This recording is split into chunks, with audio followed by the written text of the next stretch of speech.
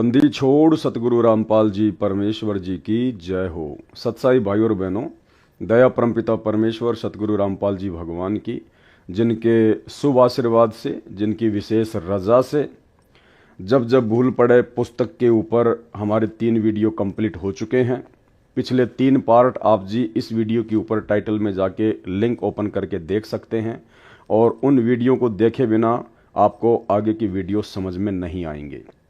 ये पुस्तक जब जब भूल पड़े 80 पेज का लेटर हिसार जेल से परम पूज्य परमेश्वर सतगुरु रामपाल जी भगवान ने अपनी विशेष दया और मेहर हम 2 कोटि के जीवों के ऊपर बख्शते हुए भेजा है। इस 80 पेज के लेटर में परमात्मा ने बहुत सारे संकेत किए हैं, बहुत सारे इशारे किए हैं। सतलोक आश्रम मैनेजमेंट हरियाणा अर्थात अपने कलयुगी परिवार की नादानियों की, नासमझियों की, अज्ञानता और भक्ति मार्ग में जिस कदर वो लोग गुरुदेव के ज्ञान के विपरीत कुकर्म करके पाखंड फैला रहे हैं, परमेश्वर जी की लाखों आत्माओं को काल की गोद में बैठा रहे हैं, उन सभी का विवरण परमेश्वर ने इशारों इशारों में, संकेती संकेतों में दिल्ली संजय वाले को आधार बनाकर कर दिए हैं। और खुलासे के लिए परमात्मा ने इस 2 कोटि के जीव पवन दास को वीडियो बनाने के लिए खड़ा किया है। तो अब तक हमने बहुत सारी बातें दिल्ली संजय वाले के विषय में और सतलोक आश्रम मैनेजमेंट हरियाणा के विषय में, उनके कर्म और कुकर्मों के विषय में इस पुस्तक में अब तक पढ़ चुके हैं। पुस्तक का पेज नंबर 30 कंप्लीट हो चुका है। अब हम 31 से आगे चलेंगे। आगे परमेश्वर ने फिर बताया, संजय के अज्ञान और पाखंड की पोल खोलते हुए परमेश्वर कह रहे हैं, ऊपर को जड़ वाले इस संसार रूपी पल के वृक्ष की जड़ को पूर्ण ब्रह्म मानो, अक्षर पुरुष को तना, डार काल निरंजन, क्षर पुरुष जानो, तीनों देवताओं रजगुण ब्रह्मा, सतगुण विष्णु तथा तमगुण शिव को शाखा मानो। शाखाओं पर लगे पत्तों को संसार जानो। उदाहरण के तौर पर बताया है कि जैसे पेड़ का पालक रूट अर्थात जड़ होता है, इसी प्रकार पूर्ण परमात्मा सर्व सृष्टि का धारण पोषण करने वाला है। जैसे पेड़ को आहार जड़ मूल से मिलता है, यानी तना को मूल से आहार मिलता है, तना से डार को तथा डार से शाखाओं को तथा शाखाओं से पत्तों को आहार मिलता है, उसी प्रकार पूर्ण ब्रह्म सबका धारण पोषण करने वाला वास्तव में अविनाशी परमात्मा है। सतपुरुष कबीर जी की शक्ति को मिट्टी जानो। परमात्मा कबीर जी ने शक्ति से सब ब्रह्मांड रचे हैं। संत गरीबदास जी ने कहा है कि कबीर परमेश्वर जी ने स्वर्ग रसातल लोक कुशातल रचे जमी असमान रे, 14 तबक किए छिन्माही सरज शशि अरु भान रे। अर्थात कबीर पूर्ण ब्रह्म जी ने अपनी वचन शक्ति से सर्वलोक लोकांतरों जैसे स्वर्ग रसातल, पृथ्वी आकाश व 14 लोक तथा शशि चांद तथा भान सूर्य तथा असंख्य ब्रह्मांडों की क्षण भर में रचना की है। इस रचना में परमेश्वर कबीर जी ने किसका सहयोग लिया? सक्षम है, कुछ भी कर सकता है। इस संजय अनाड़ी अज्ञानी को बताता हूं। यहां पर फिर से परमेश्वर ने केवल संजय को ही अनाड़ी अज्ञानी कहकर संबोधित किया है, ना कि पवन दास को। इस संजय अनाड़ी अज्ञानी को बताता हूं कि पूर्ण ब्रह्म मूल भी है तथा उसकी शक्ति मिट्टी का काम भी करती है। आप पे आरती आप पे साजे, यानी कबीर परमेश्वर सब कुछ करता है, स्वयं ही करता है, जीव को केवल निमित्त बनाता है। हम सब जीव भोजन खाते हैं, पेट भरकर उठते हैं। शरीर में जो क्रिया आरंभ होती है उसको कौन करता है? हमारे को तो पता भी नहीं पेट में क्या हो रहा है। उस आहार को परमात्मा कबीर जी की शक्ति पचाती है, भिन्न भिन्न धातु बनाती है, रक्त वसा आदि कितने तत्व बनते हैं, यह वह शक्ति करती है, यानी परमात्मा की शक्ति। सारे कच्चे पक्के भोजन को पेट में पुनः पकाया जाता है, न चूल्हा है न लकड़ी है, सब परमात्मा की शक्ति करती है। मानव खाना खाकर सो जाता है, पेट में सब कार्य होता रहता है, इसे किसके सहारे की आवश्यकता पड़ी? परमात्मा की शक्ति सारे सिस्टम को चलाती है। वैज्ञानिक भौतिक विचारधारा के हैं, ये कुछ भी तर्क दें, वह अध्यात्म विज्ञान के तुल्य नहीं हो सकता। यानी परमेश्वर साबित कर रहे हैं कि ये जो विज्ञान है, जिस विज्ञान के बलबूते पर थोड़े बहुत आविष्कार वगैरह करके आधुनिक भौतिक उपकरण आदि बनाकर वैज्ञानिक अपने आप को न जाने क्या समझ बैठे हैं, अध्यात्म से घोर दूर हो गए हैं। तो परमेश्वर कहते हैं कि ये जो विज्ञान है, विज्ञान तो केवल अध्यात्म के आगे छोटा सा खिलौना है, खिलौना। जैसे मीराबाई भक्तमती को मारने के लिए विष अर्थात जहर पिलाया गया था, वह मरी नहीं। वैज्ञानिक इसे मानने को तैयार नहीं है। परमात्मा ने नरसिंह रूप धारण करके प्रहलाद भगत की रक्षा की, हिरण्यकशिपु को मारा। वर्तमान में भगत समाज के अतिरिक्त कोई भी स्वीकार नहीं करता। इसी प्रकार परमात्मा को नरसिंह रूप बनाकर हिरण्यकशिपु को मारने की क्या आवश्यकता पड़ी? वैसे भी मार सकते थे। कुछ तत्वज्ञानहीन यह तर्क भी देते हैं, उनका जवाब क्या दिया जाए?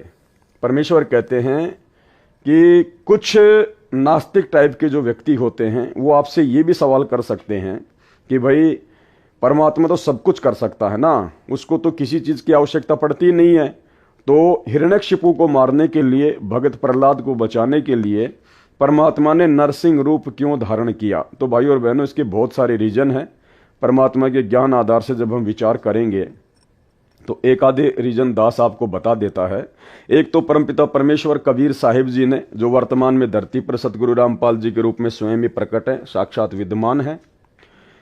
इस परमेश्वर ने अपनी शक्ति को सबके सामने वर्तमान पिछली पीढ़ी में प्रदर्शित करना था कि सर्व सृष्टि का पालन पोषण करने वाला देव महादेव, सबसे भिन्न, सबसे सर्वशक्तिमान केवल एक ही परमात्मा है। क्योंकि हिरण्यकशिपु को ब्रह्मा जी से जो वरदान प्राप्त था वो कुछ इसी प्रकार का वरदान था। जैसे आप और हम सभी जानते हैं, उसने जो वरदान मांगा था कि ना दिन में मरूं, ना रात में मरूं, ना जानवर से मरूं, ना इंसान से मरूं, ना अस्त्र से मरूं, ना शस्त्र से मरूं, ना देव से मरूं, ना महादेव से मरूं, ना दिन में मरूं, ना रात में मरूं, ना धूप में मरूं, ना छाव में मरूं। यानी उसने अपनी बुद्धि का इस्तेमाल करके ब्रह्मा जी से इस प्रकार का वरदान प्राप्त कर लिया और ये समझ बैठा था कि मैं अमर हो गया, अब मुझे मारने में कोई भी सक्षम नहीं है। और वास्तव में हिरण्यकशिपु ने जिस प्रकार से ब्रह्मा जी से वरदान मांगा था, उस वरदान आधार से 21 ब्रह्मांड में उसे कोई भी शक्ति मारने में समर्थ नहीं थी। इसलिए परमपिता परमेश्वर कबीर साहिब जी को, जो कि सर्व ब्रह्मांडों से अलग है, सर्व ब्रह्मांडों को रचने वाला है, उस परमेश्वर ने ऐसा रूप बनाया 84 लाख योनियों से भिन्न नरसिंह रूप। नर सिंह, नीचे का हिस्सा तो इंसान का, नर का, और ऊपर का जो शीश था वो शेर जैसा। और परमेश्वर ने उसी प्रकार से उसको मारा। तो परमेश्वर ने यह साबित किया कि इस सृष्टि में 21 ब्रह्मांड में कोई भी ऐसा देव या महादेव नहीं था जो ब्रह्मा जी से वरदान प्राप्त हिरण्यकशिपु को मार सके। इसलिए परमेश्वर जी ने अपने भगत प्रहलाद की रक्षा करने के लिए नरसिंह रूप धारण करके ये साबित किया कि परमपिता परमेश्वर कबीर साहिब जी सर्वशक्तिमान हैं। बहुत सारे लोग कहेंगे कि भाई वो रूप तो विष्णु जी ने धारण किया था। अरे विष्णु जी ने धारण नहीं किया था, क्योंकि हिरण्यकशिपु ने वरदान मांग रखा था कि मैं 21 ब्रह्मांड में किसी से भी ना मरूं, ना देव से, ना महादेव से, ना ब्रह्मा से, ना विष्णु से, ना शंकर जी से। उसने सब कुछ मांग रखा था, तो विष्णु भला उसको कैसे मार सकता था? तो परमेश्वर कबीर जी ने नरसिंह रूप धारण करके हिरण्यकशिपु का सीना फाड़ा था अपने नाखूनों से, और ये बढ़ाई दे दी गई त्रिलोकीय विष्णु जी को, ताकि दुनिया की आस्था, भक्ति और भगवान में बनी रहे। और सच्चाई क्या है, इस बात का खुलासा जब परमेश्वर का समय आएगा, पिछली पीढ़ी का समय आएगा, उस समय परमेश्वर स्वयं ही आकर शास्त्रों से ज्ञान देंगे, तब मालिक की महिमा बनेगी। तब उन्हें पता चलेगा दुनिया को कि वास्तव में हिरण्यकशिपु को मारने वाला असल में विष्णु कौन था। ये है वो असली विष्णु, कबीर परमात्मा, जिसको वेदों में विष्णु कहा गया है। अग्ने तनुरसी विष्णवे तवा सोमस्य तनुरसी, कबीर अंगारी असी बंभारी असी, सवर ज्योति ऋतधामा असी। कि वो कबीर परमात्मा जो तीनों लोकों में प्रवेश करके सबका भरण पोषण करता है, असल में उसे विष्णु कहते हैं।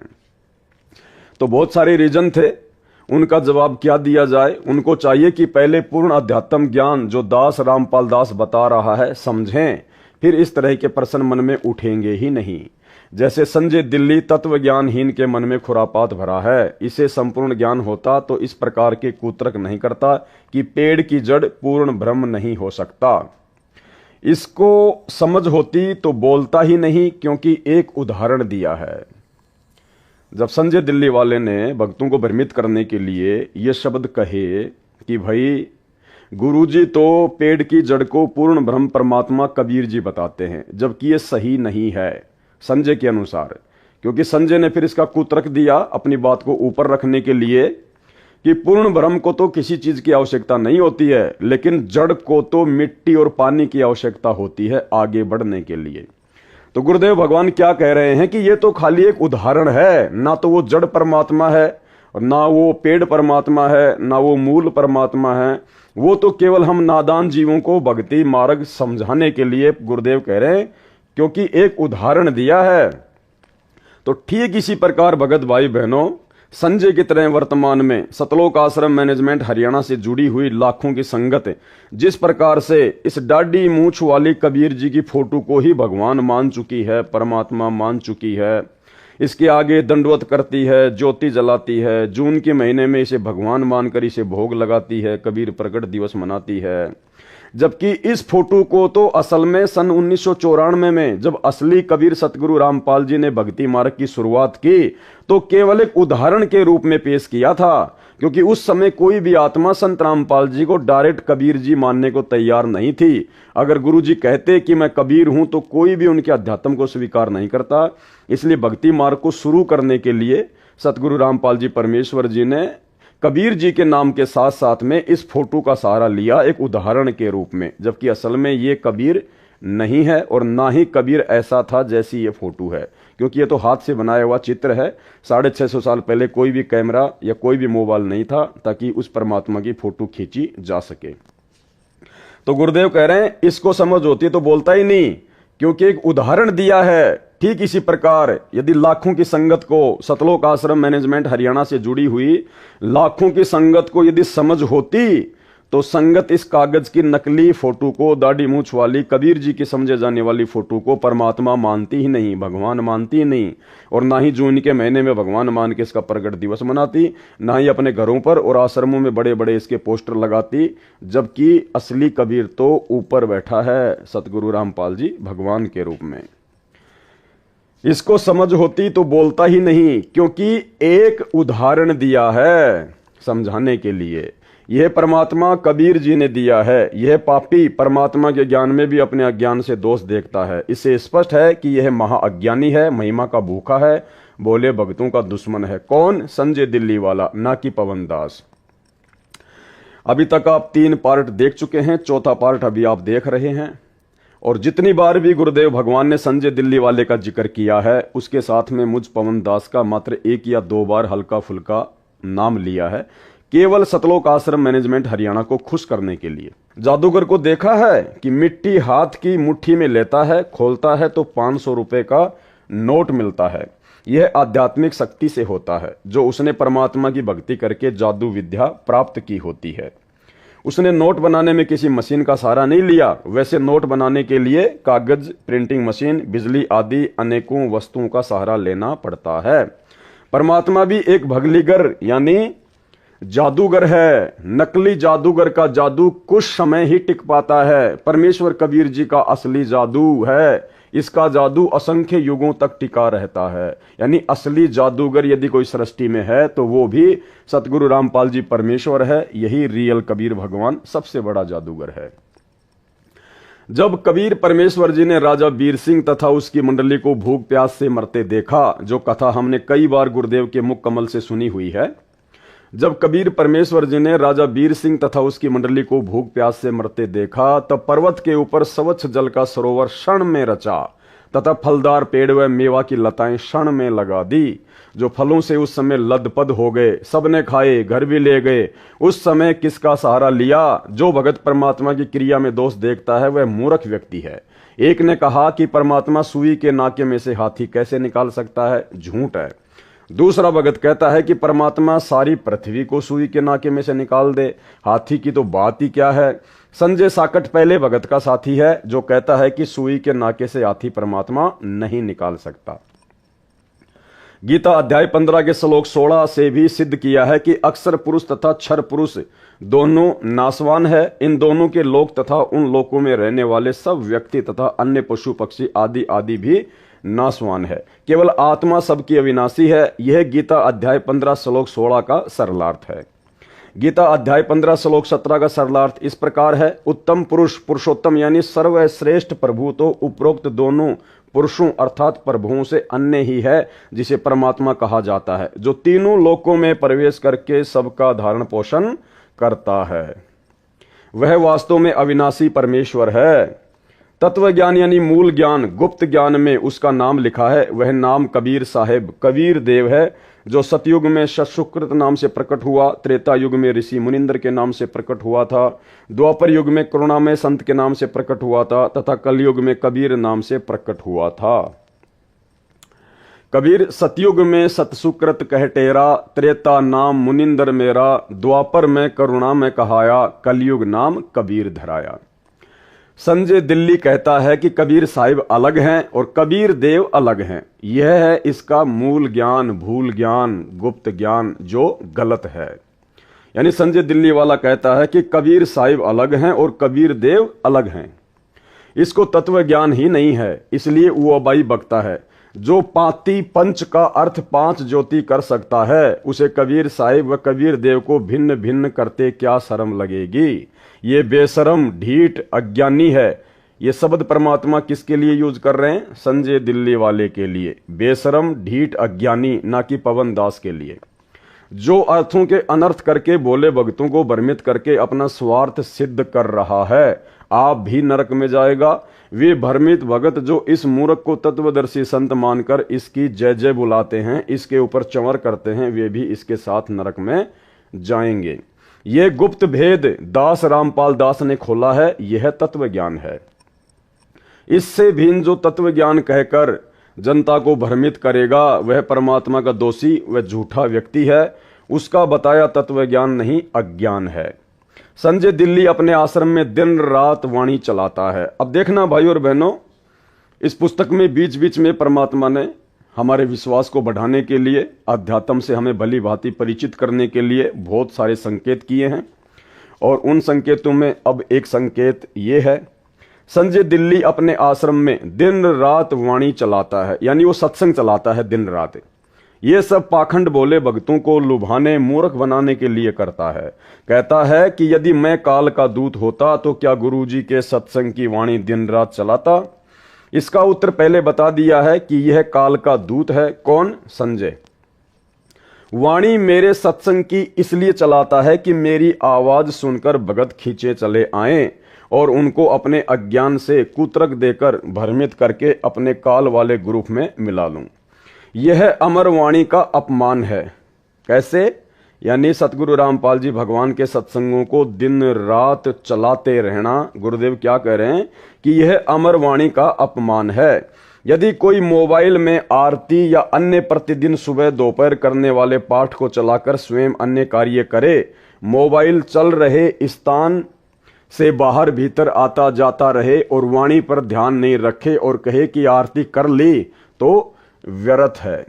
अब देखो भाई और बहनों, कैसे सतगुरु रामपाल जी परमेश्वर जी ने आप और हमारी ये गंदी आदत साध संगति से जोड़कर छुड़वाई है।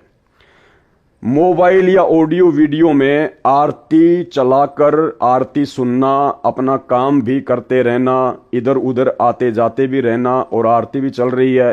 परमात्मा ने इसे क्या बताया? अमर वाणी का अपमान बताया। परमात्मा ने क्या कह रहे हैं गुरुदेव? यह अमर वाणी का अपमान है। यदि कोई मोबाइल में आरती या अन्य प्रतिदिन सुबह दोपहर करने वाले पाठ को चलाकर स्वयं अन्य कार्य करे, तो हम सत्सेवक तो केवल भक्ति बोध पुस्तक को हाथ में लेकर ही परमेश्वर की तीनों समय की आरती करते हैं, भोग की आरती करते हैं।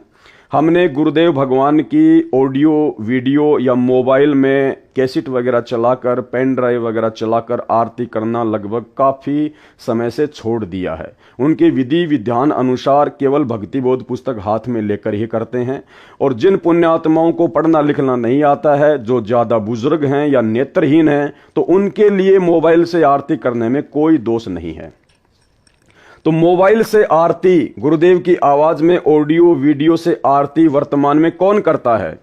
संजय दिल्ली वाला, संजय दिल्ली वाले के साथी, सतलोक आश्रम मैनेजमेंट हरियाणा और सतलोक आश्रम मैनेजमेंट हरियाणा से जुड़ी लाखों की संगत, जिसमें 99% लोग आज भी गुरुदेव की ऑडियो वीडियो लगाकर या मोबाइल में ही आरती करते हैं। तीनों समय की, खाते पीते चलते उठते बैठते समय अपना काम भी करते रहते हैं और आरती भी करते रहते हैं, जो कि परमेश्वर के विधि विधान अनुसार सही नहीं है। ध्यान से पढ़िए इसको। इसका उत्तर पहले बता दिया है कि यह काल का दूत है। वाणी मेरे सत्संग की इसलिए चलाता है कि मेरी आवाज सुनकर भगत खींचे चले आए और उनको अपने अज्ञान से कुतरक देकर भ्रमित करके अपने काल वाले ग्रुप में मिला लूं।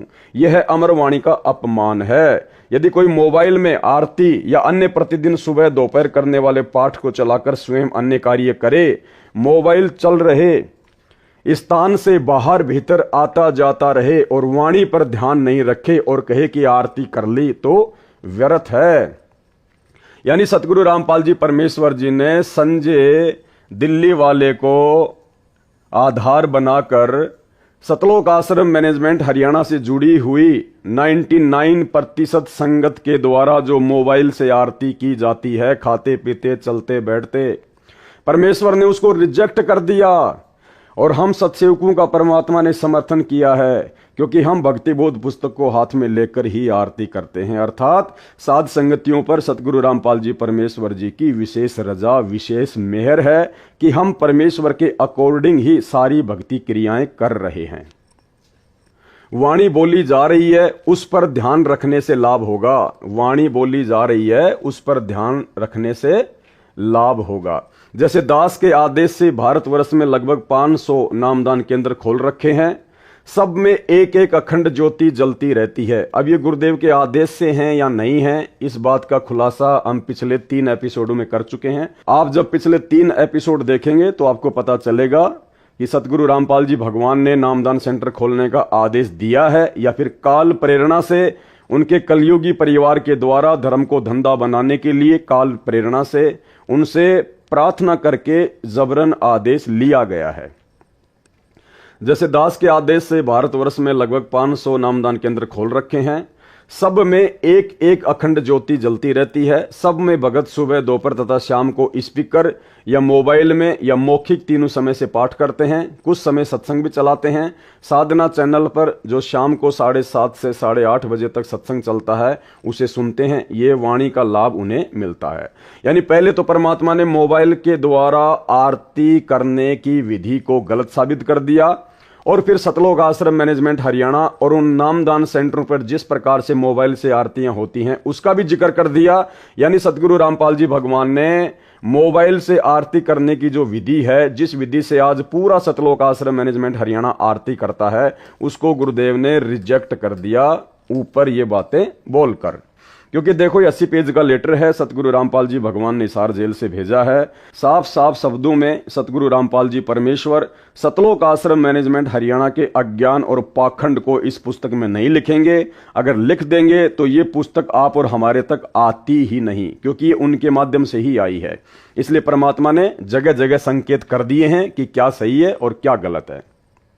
प्रत्येक अनुयायी अपने अपने घरों में पूजा स्थल पर सुबह शाम ज्योति जलाता है, जो घंटों जलती है। तीनों समय के पाठ करते हैं। समय मिलता है तो मोबाइल में सत्संग चलाकर ध्यान से सुनते हैं। यह वाणी सुनने का लाभ उनको मिलता है। वाणी का लाभ पशु पक्षियों, कीट कीड़े मकोड़ों को भी मिलता है, चाहे वे समझ भी नहीं सकते। क्या कह रहे हैं परमेश्वर कि जहां जहां परमात्मा की वाणी चलती है, सत्संग चलते हैं, तीनों समय की आरती चलती हैं, तो उसका लाभ पशु पक्षियों, कीट कीड़े मकोड़ों को भी मिलता है, चाहे वे समझ भी नहीं सकते। परंतु दिन रात चलाने से लाभ के स्थान पर हानि होती है। जैसे छोटे बच्चे को माता पिता दूध पिलाते हैं, जिससे बच्चे के शरीर का विकास होता है। यदि उसको बार बार जबरदस्ती दूध पिलाएंगे तो वह रोगी हो जाएगा। इसलिए समय समय पर दूध पिलाना लाभदायक होता है। जैसे रोगी को डॉक्टर दवाई खाने को देता है, उसको खाने का समय भी बताता है, सुबह शाम आदि। यदि रोगी को मिनट मिनट में दवाई खिलाई व पिलाई जाए तो उसकी मृत्यु हो जाएगी। इसी प्रकार वाणी को समय पर चलाएं, सुने तो ही अच्छा है। लगातार चलाना ढोंग व व्यर्थ है। मेरे भक्तों के घरों, दुकानों व यात्रा के समय गाड़ियों में हल जोतने वाले तथा ट्रैक्टर से जमीन संवारने वालों की जेबों में मोबाइल में वाणी चलती है। वे ध्यान से सुनते हैं और कार्य भी करते हैं। जबकि ऊपर परमात्मा ने इस प्रकार से मोबाइल में आरती करने को गलत साबित कर दिया। और यहां परमात्मा ने फिर से सतलोक आश्रम मैनेजमेंट हरियाणा की जो घटिया आदत है, जो वर्तमान में भी पड़ी हुई है, पढ़े लिखे भी हैं, अंधे भी नहीं हैं, युवा भी हैं, कोई हैंडीकैप में नहीं है, उसके बावजूद भी गुरुदेव कह रहे हैं कि ट्रैक्टर चलाते चलाते या अन्य कार्य करते करते वो लोग वाणियां सुनते हैं, अर्थात तीनों समय की आरतियां करते हैं, जो कि भक्ति विधान के अनुसार गलत है।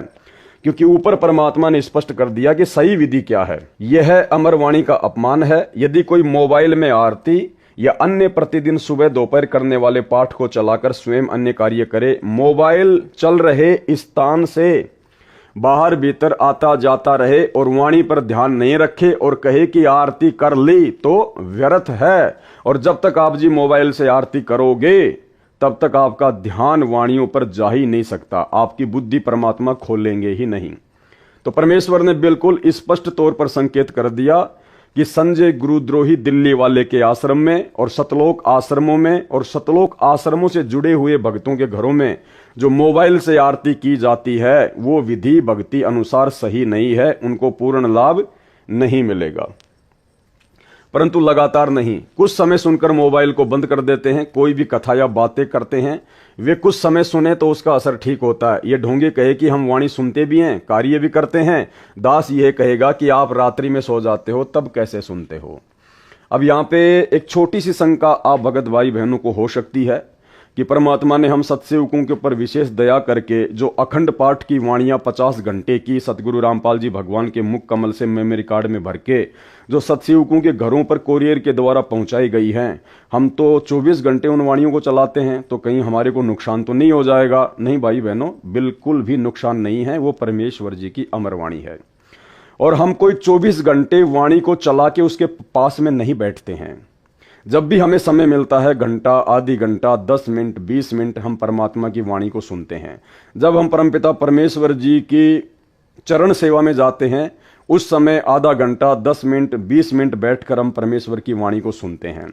और जब समय आता है परमात्मा जी के मंत्र करने का, तो या तो हम वाणी की आवाज को बिल्कुल धीरे करते हैं एक नंबर पर, जो कि हमारे को डिस्टर्ब ना करे, या हम उस समय परमात्मा को दंडवत प्रणाम करके पाठ की आवाज को जो है वो बंद कर देते हैं। और जब हमारे मंत्र पूरे हो जाते हैं तो वापस हम परमात्मा की वाणियों को धीरे धीरे धीरे धीरे जो है वो चला देते हैं।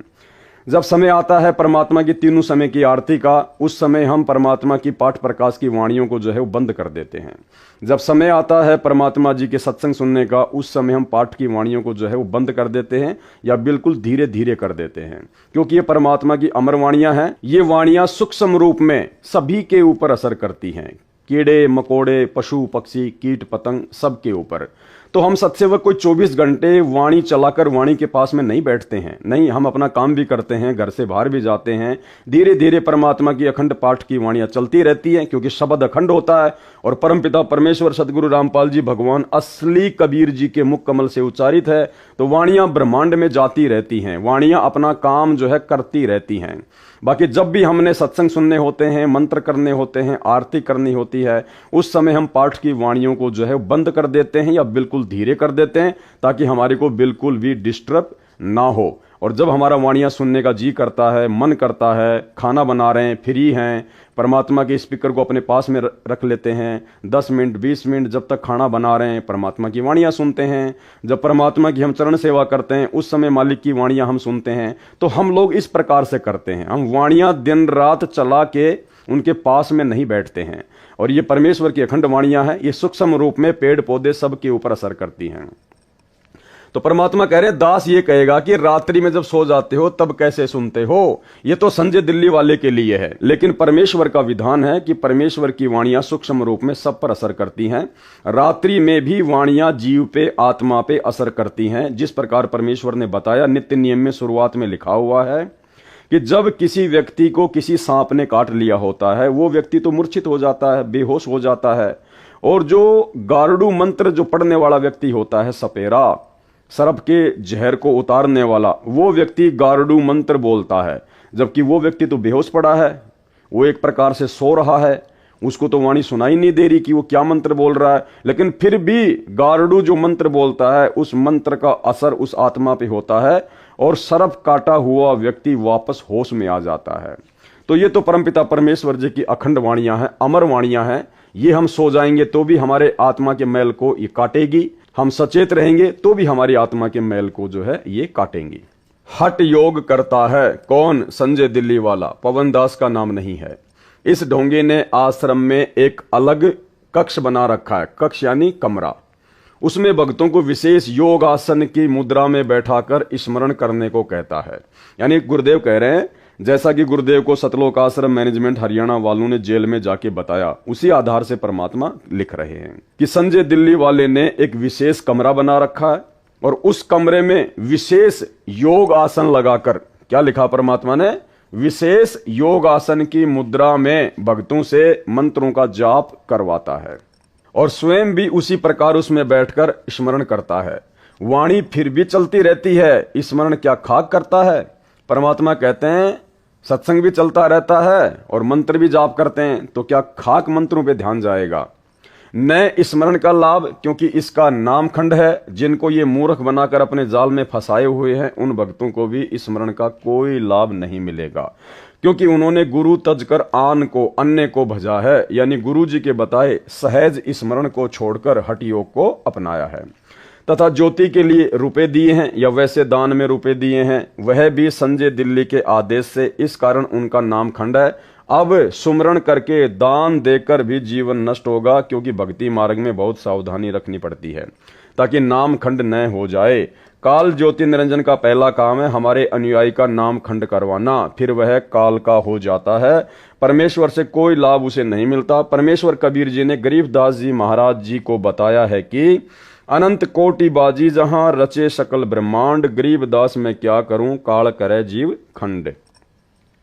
अर्थात हे गरीबदास, मैं इतना सक्षम हूं कि मैंने अनंत करोड़ रचना की है तथा सब ब्रह्मांडों को मैंने रचा है, परंतु काल जीव का नाम खंड करवाकर मेरे से दूर कर देता है, जिस कारण से मैं उस आत्मा का कल्याण नहीं कर सकता। उनको चाहिए कि अपनी गलती की क्षमा याचना करें तथा मेरी रामपाल दास की आज्ञा लेकर किसी निकट के नामदान केंद्र पर जाकर पुनः उपदेश लेकर नाम शुद्ध करवाएं। एक और विधान है परमात्मा का, जो परमात्मा ने यहां पर स्पष्ट कर दिया है। यानी सतलोक आश्रम मैनेजमेंट हरियाणा से जुड़े हुए 99 ही नहीं बल्कि 100% भगत परमात्मा के इस आदेश की पालना नहीं कर रहे हैं।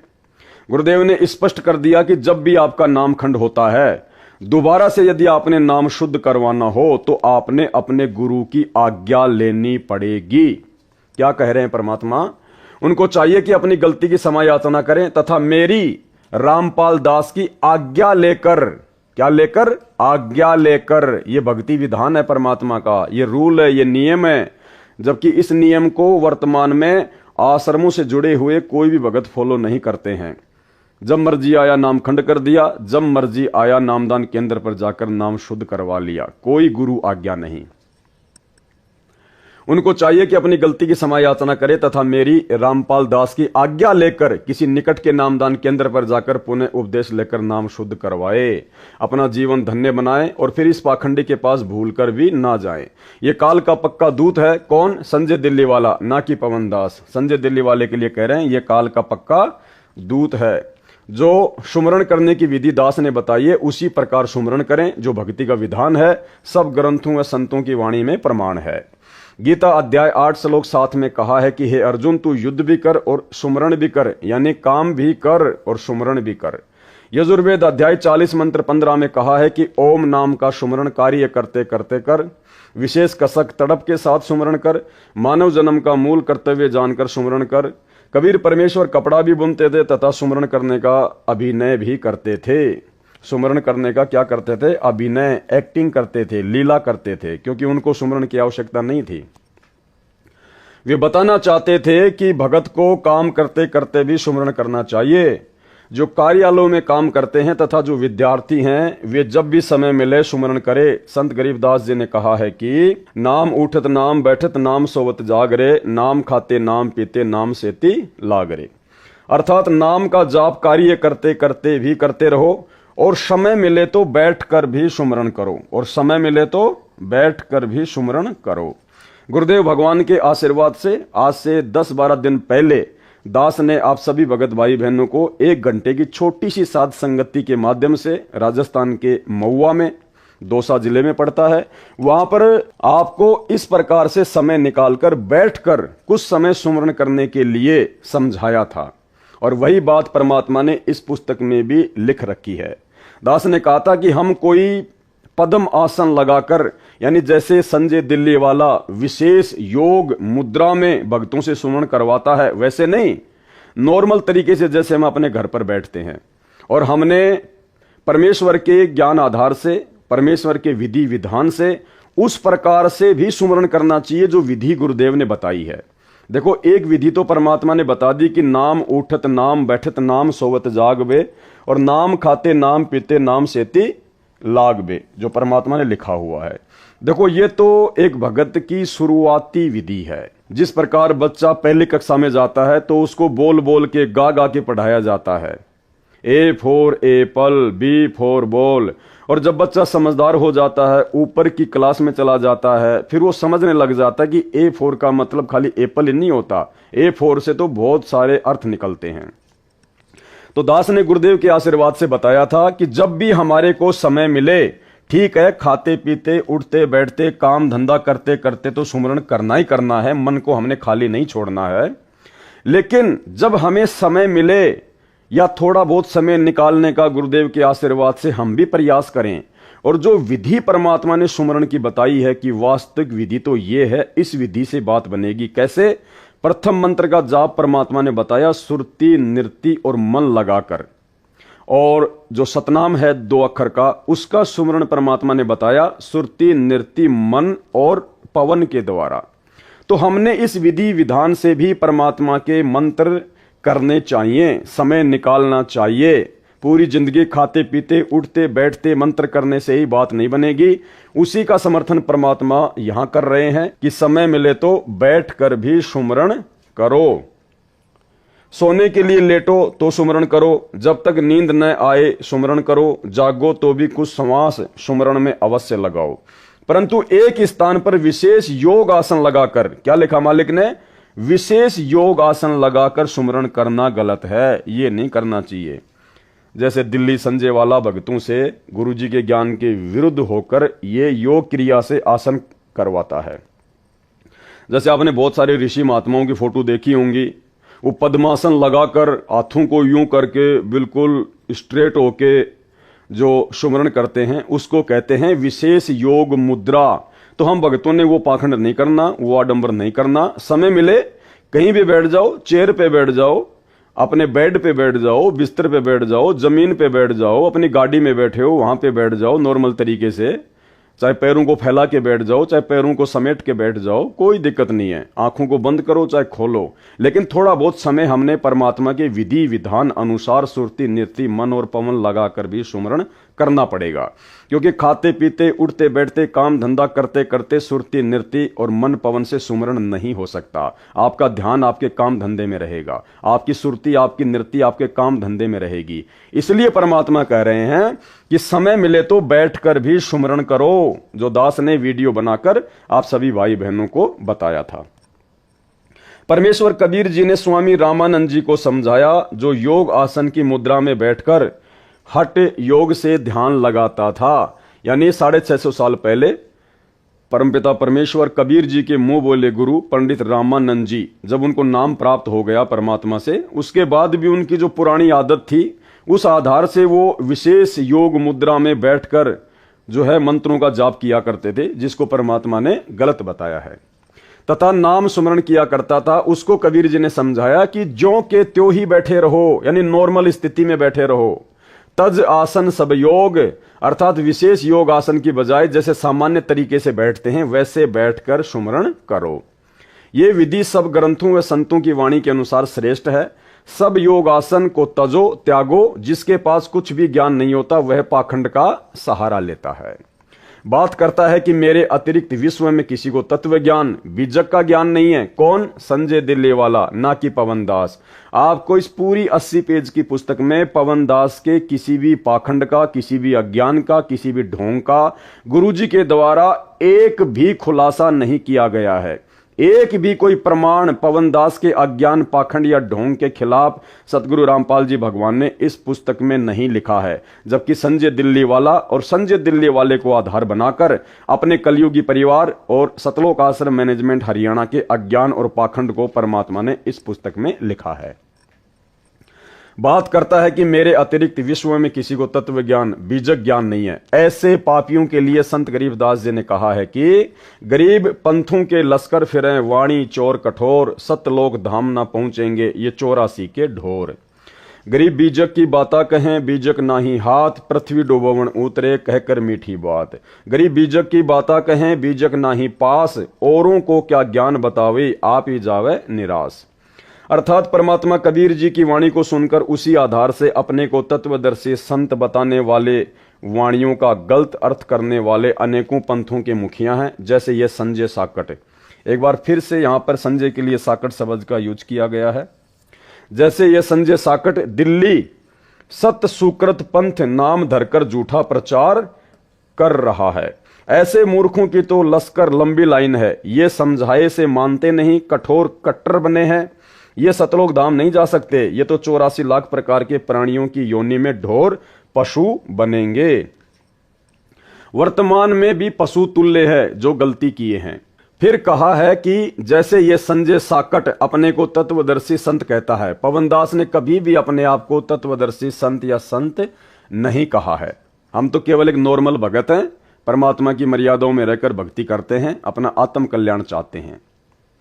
फिर कहा है कि जैसे ये संजय साकट अपने को तत्वदर्शी संत कहता है और झूठ बोलता है कि मेरे को तत्व ज्ञान है, मूल ज्ञान गुप्त ज्ञान है, रामपाल को भी नहीं है। इसके विषय में कहा है कि बीजक यानी तत्व ज्ञान, मूल ज्ञान, गुप्त ज्ञान होने की बातें करते हैं, बीजक ज्ञान इनके पास नहीं है। ऐसे नकली पंथों वाले गुरु पृथ्वी के मानव को काल के जाल में फंसाने के लिए ही जन्मे हैं।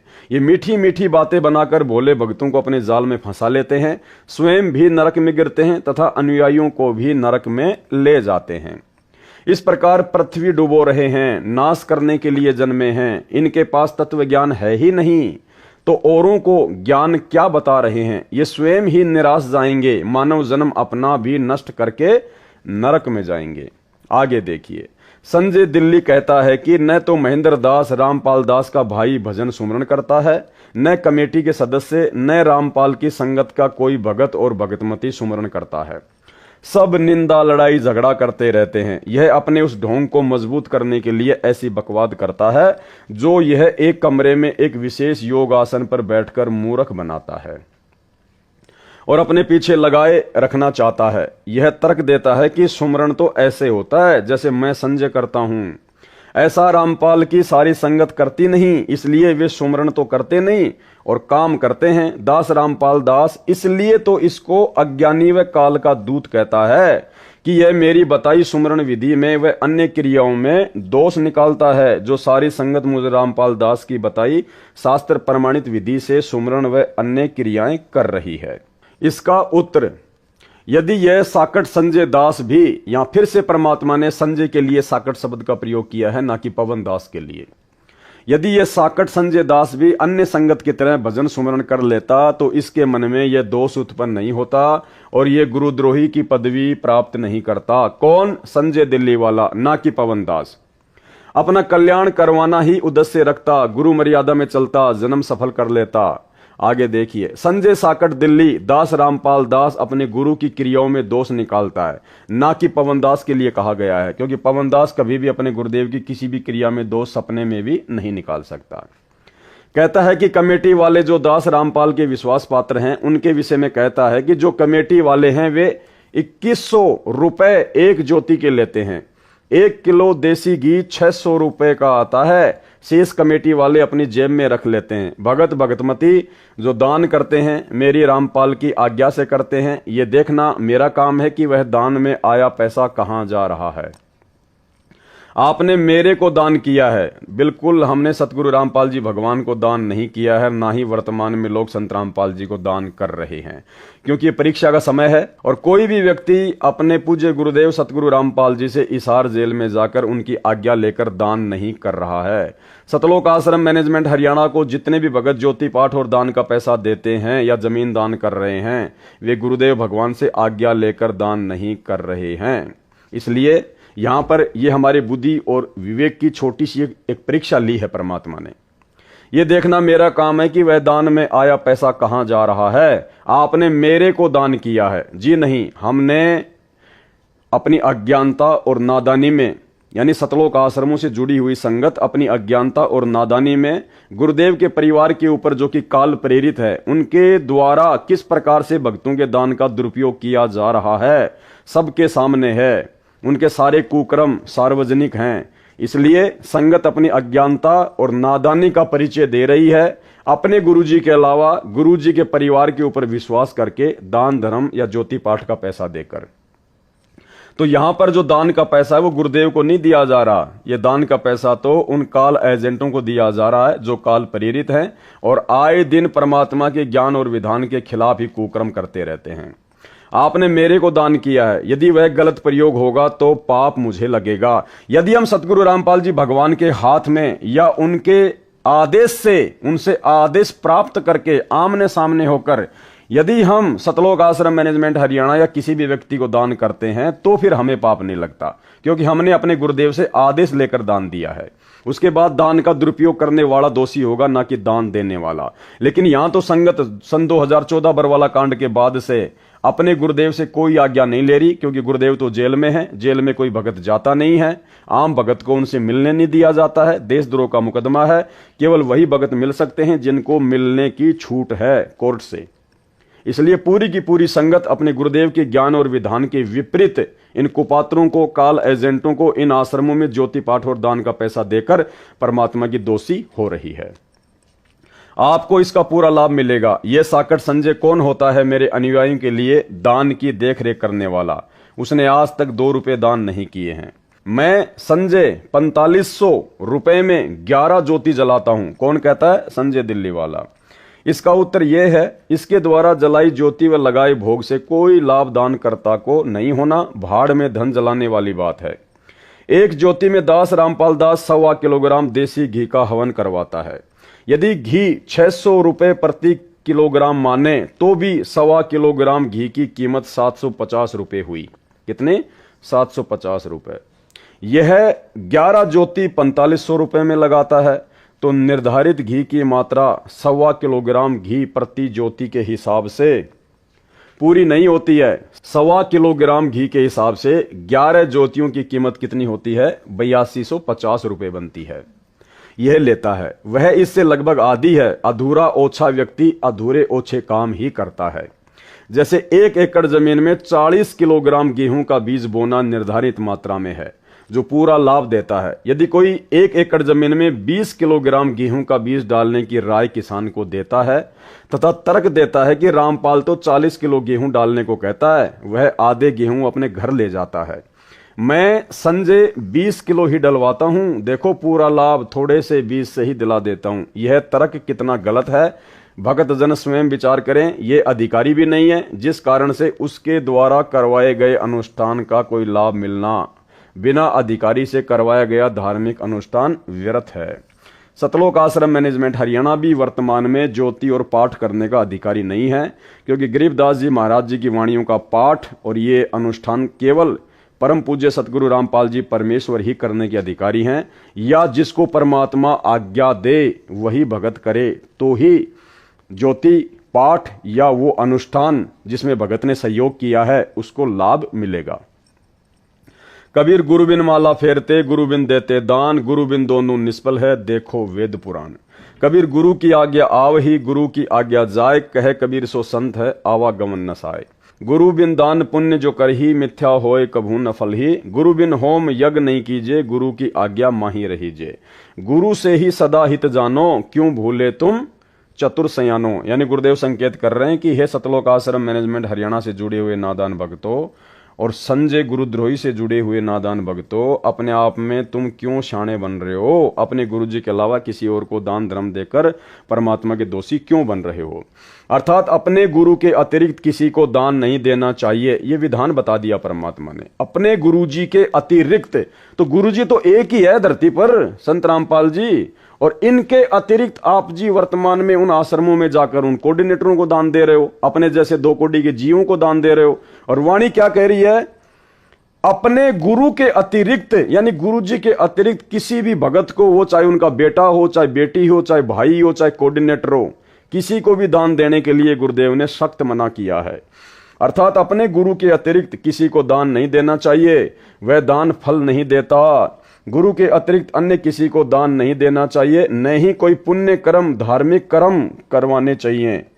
धार्मिक कर्म यानी पाठ, हवन, जो कि 90% संगत सतलोक आश्रमों में अपने जैसे 2 कोटि के जीवों से करवा रही है, जो भक्ति विधान अनुसार सही नहीं है। गुरु का आज्ञाकारी भगत सफल होता है, वह सही भगत है, उसका आवागमन जन्म मरण का चक्र समाप्त हो जाएगा। गुरु जी की आज्ञा से सर्व धर्म कर्म करो। मेरी रामपाल दास की आज्ञा से ज्योति व पाठ के रूपे मेरे द्वारा नियुक्त विश्वास पात्र भगत लेते हैं। ये परमेश्वर ने बोलना पड़ेगा यहाँ पे, क्योंकि इन लोगों ने सतगुरु रामपाल जी परमेश्वर जी से काल प्रेरणा से अपनी तरफ से जेल में जाकर उनको सलाह देकर इस प्रकार से ये पाठ वगैरह करने का आदेश प्राप्त किया है, ना कि सतगुरु रामपाल जी भगवान ने अपनी मर्जी से उनको पाठ या अन्य धार्मिक अनुष्ठान करने का आदेश दिया है। इस बात को हमने समझना होगा। लिखते हैं, दास को बताते हैं, आशीर्वाद लेते हैं, तब उस धर्म कर्म को करते हैं जो सबको यथार्थ लाभ देता है। हे चातुर व्यक्तियों, क्यों शाने बनकर यथार्थ भक्ति मार्ग को भूले हो? गुरु से ही सदा अपना हित मानो, यानी गुरु जी से ही धर्म कर्म करवाना हितकर लाभदायक है, इसी में अपना हित या भला समझो। ये परमात्मा आश्रमों से जुड़ी हुई संगत को और संजय से जुड़ी हुई संगत को सावधान कर रहे हैं।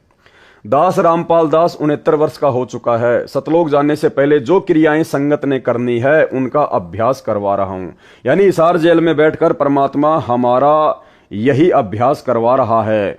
हमारी भक्ति क्रियाओं को पल पल सीसीटीवी कैमरे की तरह हमारे हृदय कमल में बैठकर अंतर्यामी सतगुरु रामपाल जी भगवान देख रहे हैं। पल पल उनकी नजर है कि हम क्या कर रहे हैं, क्या नहीं कर रहे हैं, गुरु जी ने क्या समझाया था और हम क्या करने लग गए। तो इस प्रकार से अपने जैसे जीवों को ज्योति पाठ का पैसा देना, उनको जमीन के लिए पैसा देना, आश्रम के लिए जमीन देना, ये सब कुछ परमात्मा ने रिजेक्ट कर दिया। और क्या कह रहे हैं? दास रामपाल दास 69 वर्ष का हो चुका है। सतलोक जाने से पहले जो क्रियाएं संगत ने करनी है उनका अभ्यास करवा रहा हूं। यानी वर्तमान समय हमारी परीक्षा का है। परमात्मा कहेंगे कुछ भी नहीं, लेकिन देख सब कुछ रहे हैं कि कौन भगत मेरे ज्ञान आधार से चल रहा है और कौन मेरे परिवार के पीछे आंख बंद करके काल प्रेरणा से चल रहा है। इसी बात का डर था कि संजय जैसे जालिम संगत को पथ भ्रष्ट ना कर दें। पवनदास का नाम नहीं है। इसकी तरह नकली गुरु बनकर संगत को काल जाल में न डालें, जो यह मेरे सामने ही बकवाद कर रहा है। गुरु बनकर आशीर्वाद देने लगा है, यह काल प्रेरित है, काल का दूत है। कौन? संजय दिल्ली वाला, ना कि पवनदास। इससे बचो। जो भगत भगतमती इतना सतर्क करने के पश्चात भी इनके पीछे लगे हैं, उनको कैसे बचाया जाए और कौन सा ज्ञान समझाया जाए? उनको तो यह संदेश है जो संत गरीबदास जी ने कहा है कि चेतावनी में तो कसर नहीं छोड़ी और क्या देऊं गाली, कि समझाने में तो 30 साल हो गई, मैंने कोई कसर नहीं छोड़ी, अब क्या तुम्हारी को गालियां दूं, तब जाके समझ में आएगा कि क्या करना चाहिए और क्या नहीं करना चाहिए। तो भाई सतलोक आश्रमों से जुड़ी हुई संगत को समझना चाहिए। भाई यहाँ ये सारी बातें केवल संजय गुरुद्रोही को आधार बनाकर परमात्मा सतलोक आश्रमों से जुड़ी हुई संगत को समझाना चाह रहे हैं, क्योंकि संजय दिल्ली वाले के पीछे कोई ज्यादा भगत नहीं लगे हुए, मुश्किल से 15-20 भगत हैं, बाकी फालतू के लोग जुड़े हुए हैं। इसलिए परमात्मा को उसकी चिंता नहीं है, उसके पीछे लगे हुए नादान भक्तों की कोई टेंशन नहीं है। परमात्मा को मुख्य चिंता है सतलोक आश्रम मैनेजमेंट हरियाणा, अर्थात अपने कलयुगी परिवार के पीछे जुड़ी हुई लाखों करोड़ों की संगत की। भोली आत्माओं को काल के दूतों से बचाने के लिए संत गरीबदास जी ने ढेर सारी वाणी अमृत ज्ञान बोला, फिर भी काल के दूतों से चिपके हैं। उनसे दुखी होकर कहा है कि तुम ज्ञान से नहीं मानते तो क्या तुम्हें गाली दूं? यानी नरक जाने से बचो, अज्ञानियों को छोड़कर पूर्ण संत से दीक्षा लो। गरीब चातुर प्राणी चोर हैं, मूड मुगध हैं ठोट, संतों के नहीं काम के, इनको दो गढ़ जोट। संजय दिल्ली चातुर प्राणी है, यह मेरे ज्ञान को चुराकर कपट युक्त तर्क देकर चतुरता दिखाता है, सत्य को छुपाता है। इसलिए संत गरीबदास जी ने ऐसे व्यक्तियों को चातुर व चोर कहा है, तथा जो मेरे भगत भगतमती इसके जाल में फंसे हैं वे मूढ़ अर्थात मूर्ख मुगध ठोट पत्थर हैं, ये संतों के काम के नहीं होते, इनको दो गढ़ जोट। इन दोनों को, संजय व उसके साथ लगे मेरे भक्तों को, एक ही रस्से से गले बांध दो, अर्थात ये दोनों नरक में जाने योग्य हैं, ये समझाने से भी नहीं मानते, ये इसी के साथ रहने योग्य हैं, दोनों इकट्ठे पशु बनेंगे। ये परमात्मा का विधान है जो गुरु मर्यादा तोड़कर भक्ति तथा धार्मिक क्रियाएं करते करवाते हैं। तो भाई गुरु मर्यादा तोड़कर ही सतलोक आश्रम मैनेजमेंट हरियाणा वर्तमान में लाखों की संगत से तमाम भक्ति क्रियाएं करवा रहा है।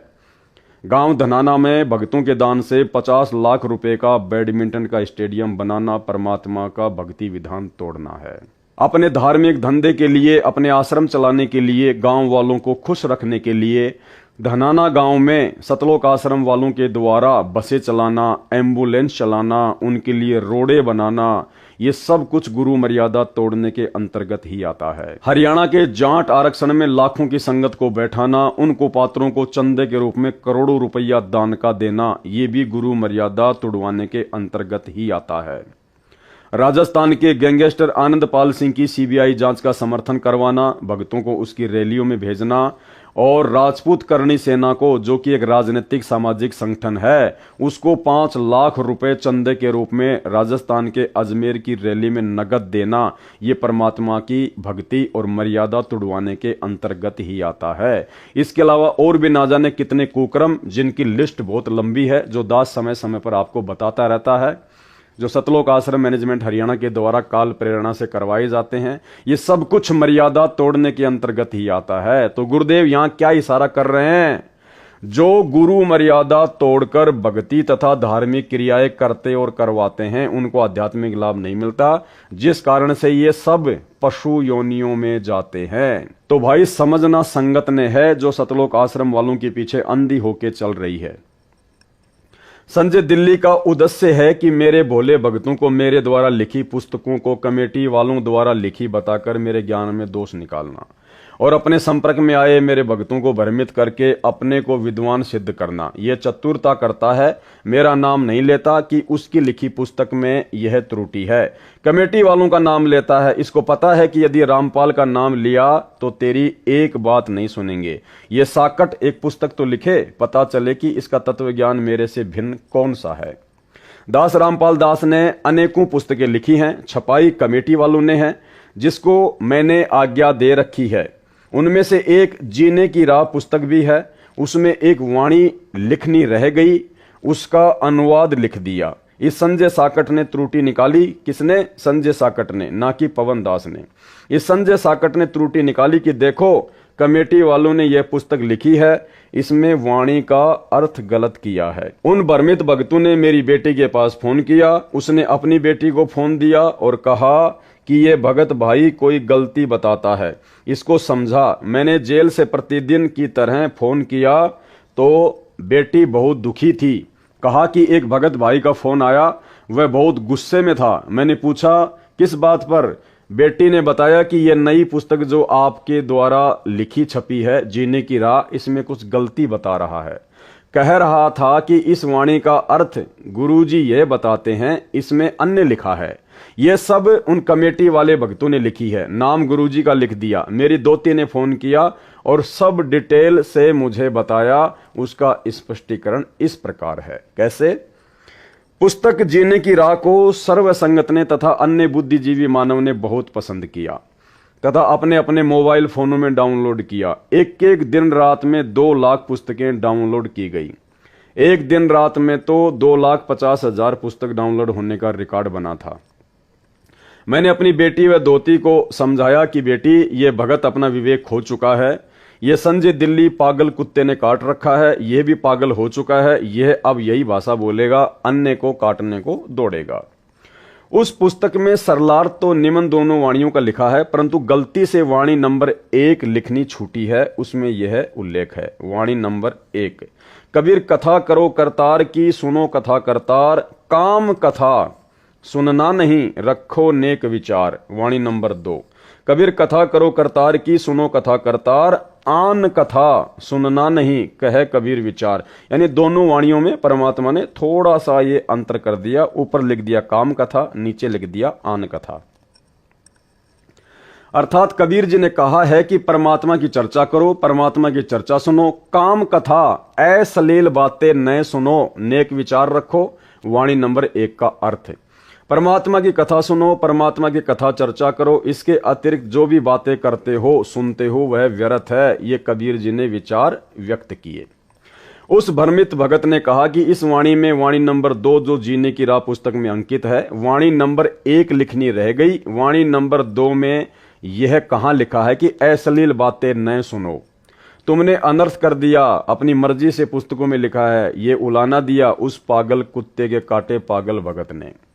उसकी बात बड़ी करें तो यदि एक लाइन यह भी पुस्तक में लिख दी कि अश्लील बातें न करो न सुनो, तो कौन सी गलती कर दी? क्या गलत लिख दिया? यदि वाणी में नहीं है तो भी पुस्तक के विषय के अनुकूल तो है, परंतु जिसको काले चश्मे लगे हों तो उसको धूप में भी बादल छाया दिखाई देती है। संजय साकट मनमाना आचरण करता है। कौन करता है? संजय साकट, ना कि पवन दास। गीता अध्याय 16 श्लोक 23-24 में कहा है कि गुरुजी द्वारा शास्त्र विधि अनुसार धार्मिक क्रियाएं करना लाभ देता है। गुरुजी के विपरीत क्रिया जो शास्त्र विधि त्याग कर की जाती है वह मनमाना आचरण कहा जाता है, जिससे न तो कोई सुख मिलता है न कोई कार्य सिद्ध होता है। यानी अपने इष्ट धाम में जाने के लिए सिद्धि प्राप्त करनी होती है, जो सत्य साधना से स्वतः मिल जाती है। उस सिद्धि का दुरुपयोग नहीं करना होता, सुरक्षित रखनी होती है। वह सिद्धि भी मनमाना आचरण करने से प्राप्त नहीं होती, न उस साधक की गति अर्थात मोक्ष होती है, अर्थात सब साधना व्यर्थ होती है। फिर उसे करो व न करो। यहां पर संजय साकट भ्रमित करने के लिए यह कहकर भ्रम पैदा करता है कि देखो इतने भक्तों को लाभ हुआ है, उनका इंटरव्यू भी इंटरनेट पर चला रहा है। उसका खंडन यह है कि मेहंदीपुर बालाजी धाम व सालासर धाम जाने वाले भी ये सब लाभ बताते हैं, परंतु उनको कभी भी महाकष्ट हो सकता है तथा उनका मोक्ष नहीं हो सकता। मुख्य उद्देश्य मानव जीवन में भक्ति का यही है कि जन्म मरण के चक्कर से मुक्ति मिले, इसलिए शास्त्रों में वर्णित विधि अनुसार साधना कर। आगे देखिए संजय के मनमाने आचरण की जानकारी, ना कि पवन दास के मनमाने आचरण की जानकारी। दास रामपाल दास संध्या आरती करते समय केवल एक ज्योति जलाता है। संजय साकट 5 ज्योति जलाता है। कौन जलाता है? संजय, ना कि पवन दास, ना कि कोई सत्सेवक भाई बहन। दास रामपाल दास केवल पाठ के समय 3 दिन हलवा प्रसाद का भोग बनवाता है। पाठ संपूर्ण होने वाले दिन संगत के लिए भोजन प्रसाद के लिए खीर का प्रसाद बनवाता है, जो विधि विधान है। संजय साकट प्रतिदिन हलवा, खीर, 56 प्रकार का मेवा आदि का प्रसाद बनाता है, जो बकवास है। विशेष संत गरीबदास जी को परमेश्वर कबीर जी मिले थे, उनके द्वारा बताई आध्यात्मिक क्रिया संत गरीबदास जी ने बताई तथा स्वयं उनका पालन किया। दास ने अपने गुरु जी को देखा है कि संत गरीबदास जी ने जो बताया वही क्रिया मेरे गुरुदेव किया करते थे। यह दास उसी शास्त्र विधि अनुसार आचरण का निर्वाह 25 वर्ष से कर तथा करवा रहा है। यदि प्रतिदिन हलवा, खीर व 56 प्रकार के प्रसाद से परमात्मा प्रसन्न होते तो संत गरीबदास जी भी यही करते। संत गरीबदास जी के पास 2500 बीघा लगभग 1475 एकड़ जमीन थी। वे तो सदा ही हलवा, खीर आदि 56 प्रकार के भोग आसानी से लगा सकते थे, परंतु शास्त्र विधि में ऐसा करना नहीं कहा है। संत गरीबदास जी अपने जीवन काल में वर्ष में केवल एक दिन अपना बोध दिवस मनाते थे। हालांकि भाई और बहनों, ये भी वर्तमान में जो 13वां पंथ चल रहा है उस पंथ में जायज नहीं है। क्या कहा परमात्मा ने 12वें पंथ के प्रवर्तक आदरणीय गरीबदास जी के बारे में कि संत गरीबदास जी अपने जीवन काल में वर्ष में केवल एक दिन अपना बोध दिवस मनाते थे। संत गरीबदास जी वर्ष में एक दिन अपना बोध दिवस मनाते थे, लेकिन हम भाई बहनों ने अपना बोध दिवस नहीं मनाना है। हमने केवल अपने परमात्मा सतगुरु रामपाल जी भगवान का 8 सितंबर के दिन प्रकट दिवस ही मनाना है। हम भक्तों का ना कोई जन्मदिन मनाना, ना कोई बोध दिवस मनाना है, क्योंकि यहां पर संत गरीबदास जी 12वें पंथ से संबंधित थे। हमने 12वें पंथ की भक्ति क्रियाओं को नहीं करना है, 13वें पंथ की भक्ति क्रियाओं को करना है। जिस दिन उनको परमेश्वर कबीर जी गांव छुड़ानी के जंगल में बाबा जिंदा के रूप में फाल्गुन महीने की चांदनी दवास को मिले थे, फाल्गुन महीने की उस शुक्ल पक्ष द्वादशी को मनाते थे, जो ग्रंथ संत गरीबदास जी ने लिखवाया था। उस हाथ से लिखे उस ग्रंथ का पाठ भी उन्होंने अपने सामने प्रारंभ करवाया था। 3 दिन पाठ चलता था, जो वर्तमान तक परंपरा चली आ रही है। तीनों दिन हलवा प्रसाद बनाया जाता था। सत्य पुरुष व सतगुरु के लिए 2 कटोरियों में भोग निकालकर अलग अलग रखा जाता था। अब आगे देखना भाई और बहनों, उनके सतगुरु व सत्य पुरुष कबीर जी थे। गरीबदास जी के सतगुरु और सत्य पुरुष कौन थे? एक थे। कौन? कबीर जी। तो फिर 2 कटोरियों में अलग अलग हलवा किसके लिए निकाला जाता था? कह रहे हैं तीनों दिन हलवा प्रसाद बनाया जाता था। सत्य पुरुष व सतगुरु के लिए 2 कटोरियों में भोग निकालकर अलग अलग रखा जाता था, जबकि उनके सतगुरु व सत्य पुरुष कबीर जी थे। यानी जब एक ही शक्ति उनके गुरु और सत्य पुरुष थे, तो फिर 2 कटोरियों में हलवा अलग अलग क्यों निकालना? फिर तो वो कहावत हो गई, गुरु और गोविंद 2 नहीं भाई, जब तक 2 समझोगे दोजक में जाई।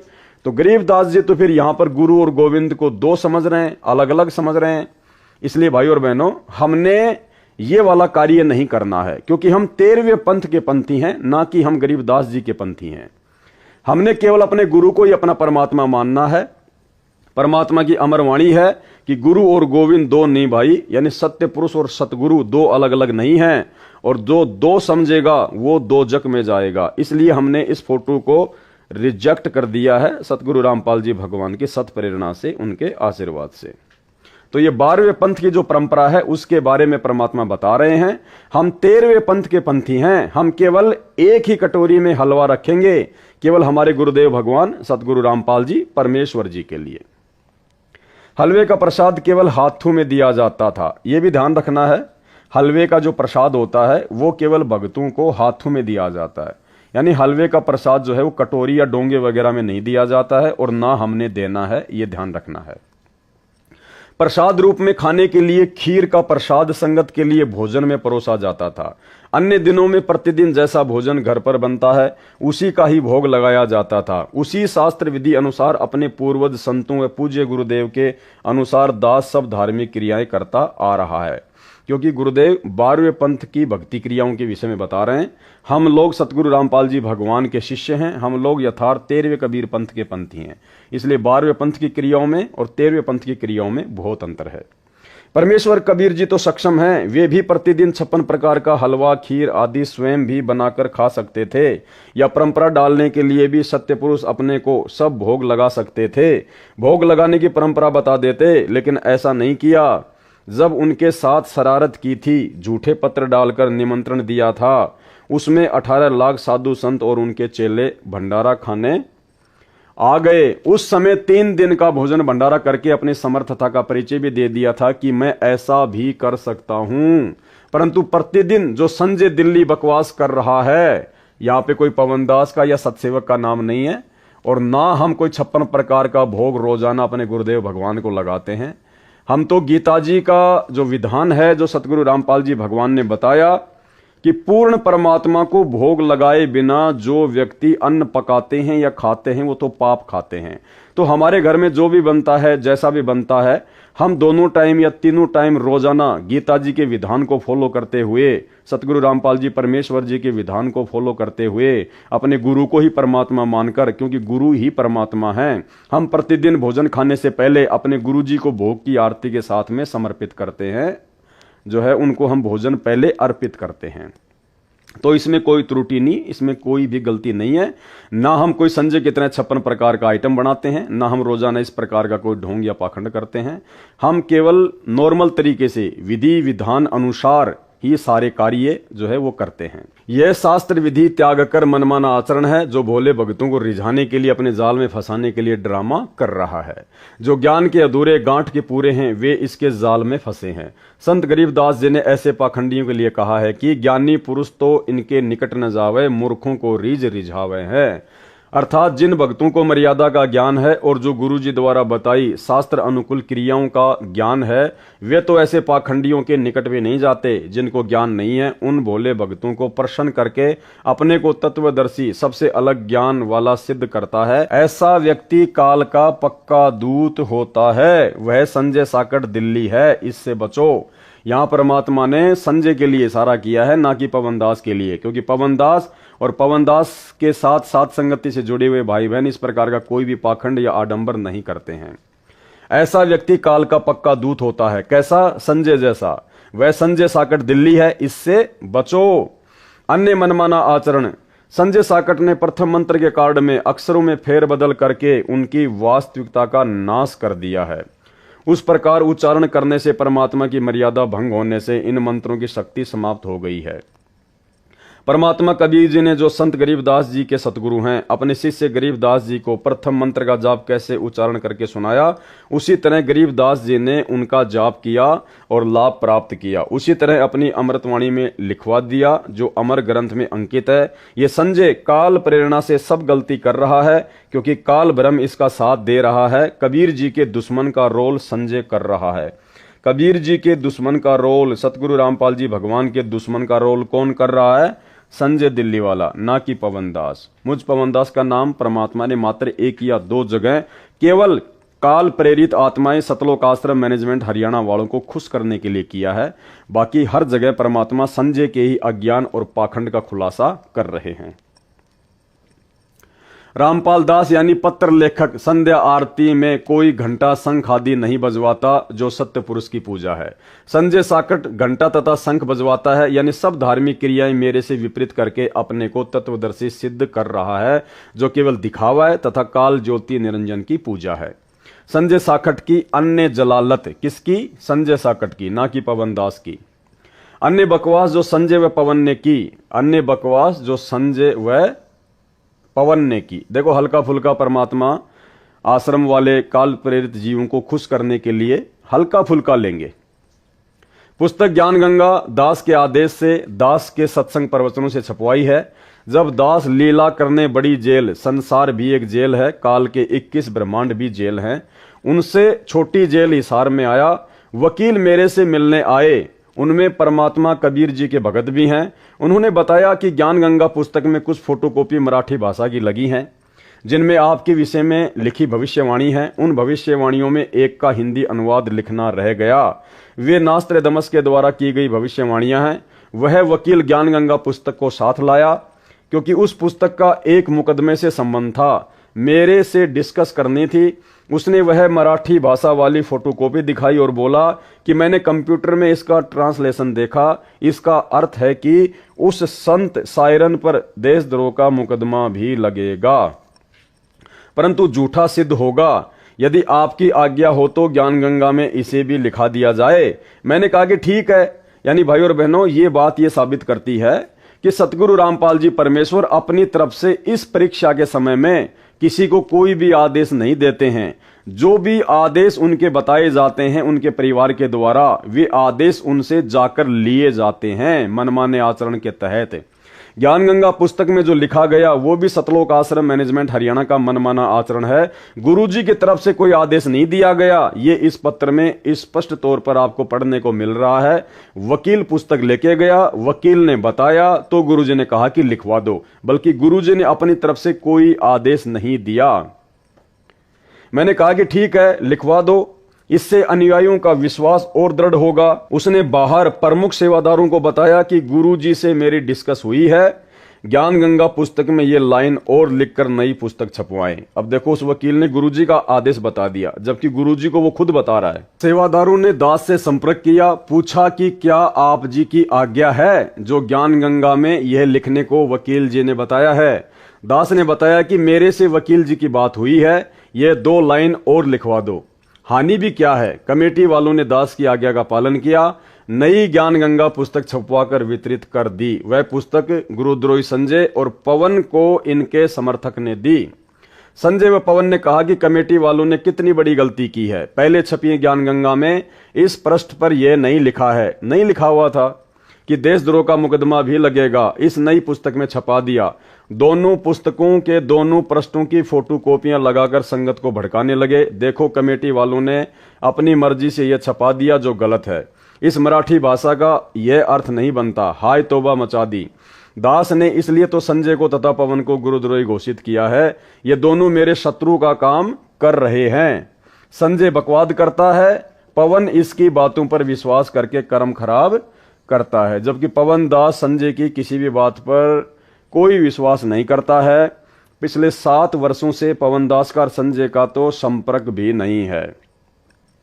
विचार करें, यदि 2 लाइन मान लो कमेटी वालों ने गुरुजी की सच्चाई बताने के लिए लिख भी दी तो संजय साकट को क्यों कष्ट हुआ, क्यों पवन दुखी हुआ? संजय पवन दोनों काल के दूत हैं। इन दोनों की बुद्धि पर काल भ्रम का साया है। इनसे दास रामपाल दास की उभरती छवि देखी नहीं जा रही। ये तो भाई और बहनों आप स्वयं विचार कर लेना सात संगति की वीडियो देख के कि पवन दास से परम पूज्य सतगुरु रामपाल जी भगवान की उभरती हुई छवि देखी जाती है या नहीं देखी जाती है। ये केवल मैनेजमेंट वालों को खुश करने के लिए परमात्मा ने संजय के साथ में दास का नाम जोड़ा है। आग लग जाती है इनके हृदय में। पवित्र कबीर सागर में एक अनुराग सागर अध्याय है। उसमें लिखा है कि कबीर जी ने अपने शिष्य धर्मदास जी को बताया है कि हे धर्मदास, काल ब्रह्म यानी ज्योति निरंजन से मेरा विवाद हुआ। जब मैं सतलोक से चलकर काल लोक में प्रवेश हुआ तब यह मेरी शक्ति देखकर डर तो गया, माफी भी मांगी। मेरे से पूछा कि आप किस लिए आए हो? मैंने बताया कि तूने पूर्ण ब्रह्म सत्य पुरुष का नामो निशान मिटा रखा है, अपने को जगत का कर्ता बता रखा है। तो भाई और बहनों, ये 40 पेज तक कंप्लीट हो गई है पुस्तक। जब जब भूल पड़े, जो कि हिसार जेल से सतगुरु रामपाल जी परमेश्वर जी ने संगत को विशेष रहस्य समझाने की दृष्टि से लिखकर भेजी है। 4 पार्ट इसके कंप्लीट हो चुके हैं और इस पुस्तक से उम्मीद करूंगा आप भाई बहनों को बहुत कुछ समझने को मिला होगा, आपके समझ में भी आया होगा। जो बातें मुझ पवन दास को लेकर सतलोक आश्रम मैनेजमेंट हरियाणा ने संगत में भ्रमणा फैला रखी थी, जिस कारण से बेचारी नादान संगत मुझ पवन दास की वीडियो देखने से डरती थी, घबराती थी। सात संगति की वीडियो देखने से डरती थी, घबराती थी। उम्मीद करूंगा अभी तक केवल आपने 40 पेज पढ़े हैं। जब आप इसके पूरे 80 पेज पढ़ लेंगे तो आपकी आंखों के आगे से अज्ञानता का पूरा काला चश्मा उतर जाएगा।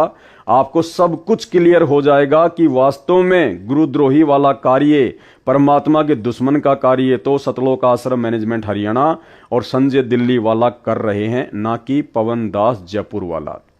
तो आज के इस पार्ट में केवल इतना ही। परमात्मा दया करेंगे, कल रात्रि 9 बजे इसका 5वां पार्ट आप जी को लाइव देखने को मिलेगा। और पहले वाले जितने भी पार्ट हैं, यदि आपने उनको अभी तक नहीं देखा है तो जरूर देखिए, तभी आपको आगे के पार्ट समझ में आएंगे। पहले के वीडियो देखने के लिए आप जी इस वीडियो के ऊपर जो टाइटल है उसमें पहले वाले वीडियो के लिंक दिए हुए हैं, आप जी वहां से भी देख सकते हैं, या मुझ पवन दास के Facebook page Pawan Das is live पर जाकर भी आप जी वीडियो देख सकते हैं। तो आज की सात संगति में केवल इतना ही। कल रात्रि 9 बजे फिर जुड़िए। तब तक के लिए परमात्मा हम सबको आज्ञा दें। बंदी छोड़ सतगुरु रामपाल जी परमेश्वर जी की जय हो।